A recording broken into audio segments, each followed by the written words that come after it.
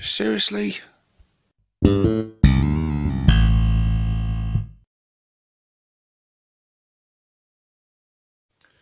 It's rumour time. Hey guys, welcome to this video with me, 6 Plus Stevo. Okay, before I get into the meat and potatoes of it, let me just say right from the off that you are going to need your salt shakers ready for this one, because these are just rumours. I have no idea whether these leaks are genuine or not, but it's going to be fun to speculate on them regardless. Secondly, I have to say that this news comes from another YouTuber. As soon as I saw his video come up and I heard what he said, I thought I have to cover this myself as well. But it came from Chapter Master Valrak. So for those of you that haven't already seen it and you want to see the original news come out there, I'll pop a link in the description and I'll pop one up on the screen right now. So yeah, Chapter Master Valrak received leaked information from an anonymous source who claims to be a playtester for GW. Still, we have no idea if this person's genuine. They've asked to remain nameless. So yeah, you know, put as much salt on this one as you want. But I, looking over these and thinking on these, if these are fake, they're very well thought out. Let's put it that way. But the leaks are, anyway, in regards to clan traits. Um, and yeah, I'm quite excited by some of these. And I, I don't know, guys. I mean, I don't know. I could be, this could all be fake. But I've got a good feeling about these. And if these are true, it's quite exciting. But before we get to that, let me also just say that the clan traits wasn't the only leak. Army-wide special rule for orcs in this leak states that Daka Daka Daka will no longer be a stratagem, it will just be an army-wide special rule.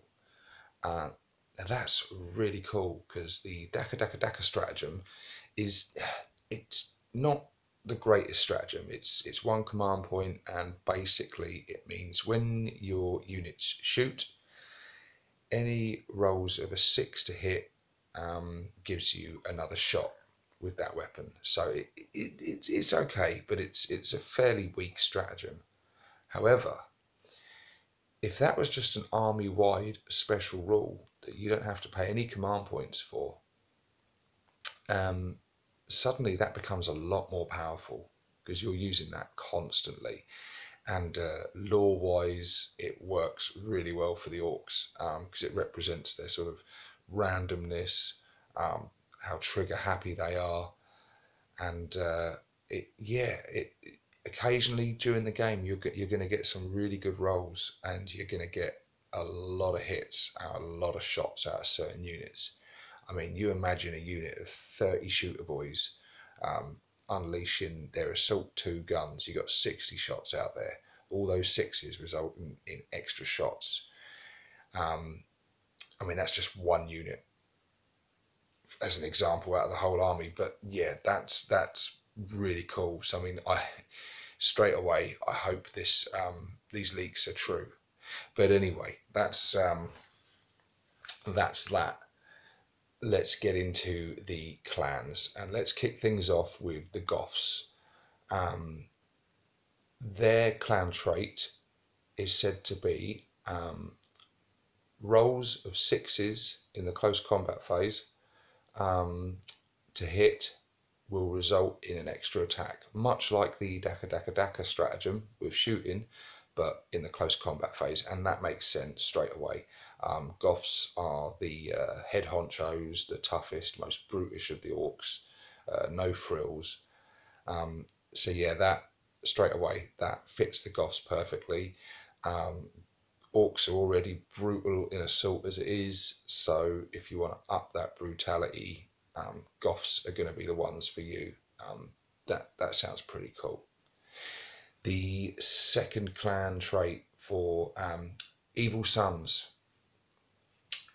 Evil Sons, +1 to move, and a +1 on their advance and charge rolls. And so yeah, straight away that fits Evil Sons. It takes it back to the old red ones go faster rule, but now this will extend to boys and infantry and walkers and everything. So that's going to make them pretty damn tasty. Especially when you combine in if the orcs are still going to get their re-rolling charge distances as well, adding +1 to that. So that's going to make Evil Sons a highly mobile, very effective army actually. And that's not all. They also states in the leak that they will have no penalty to shooting assault weapons if they advance. Because obviously you're Evil Sons, you want to keep moving forward. You certainly don't want to be standing still and shooting. So yeah, Evil Sons. That's probably one of the best traits out of all the clans actually that I'm seeing. Do excuse me. Next clan, Death Skulls. Now Death Skulls get a 6+ invulnerable save across the board. That's a really cool trait, especially for Death Skulls as well. Now imagine this will be representing their like blue war paint, their lucky blue war paint that protects them, which makes perfect sense. So they get 6+ invuln saves across the board. That's going to be cool. It'll be interesting to see how that works with things like the custom force field and stuff like that, whether it stacks, whether or whether you take one or the other. But yeah, regardless, very useful, should make them a bit more survivable. It's not something you can rely on, but 3 invuln saves, nothing to be sniffed at, and very thematic for Death Skulls, so I like the sound of that one. And then we move on to the Snake Bites. Very similar, but Snake Bites across the board will get a 6+ Feel No Pain. Or the equivalent, modern day equivalent of Feel No Pain. 6+ Ignore Wounds. So yeah, very similar to the Death Skulls, and about on par with it, I would say. They've both got their advantages. Obviously, invuln saves are, fantastic, but things like mortal wounds and stuff can get through them. Feel No Pains, also fantastic, but obviously if you've got weapons that are causing multiple wounds, you have to roll a dice for each one of those wounds. So they've both got their pluses and minuses. I would say probably the Snake Bites one slightly better. 6+ Feel No Pain is probably going to be slightly more effective. And again, it makes sense lore-wise. Snake Bites are, incredibly tough, grizzled, feral orcs. They're much more likely to ignore the pain and just carry on going.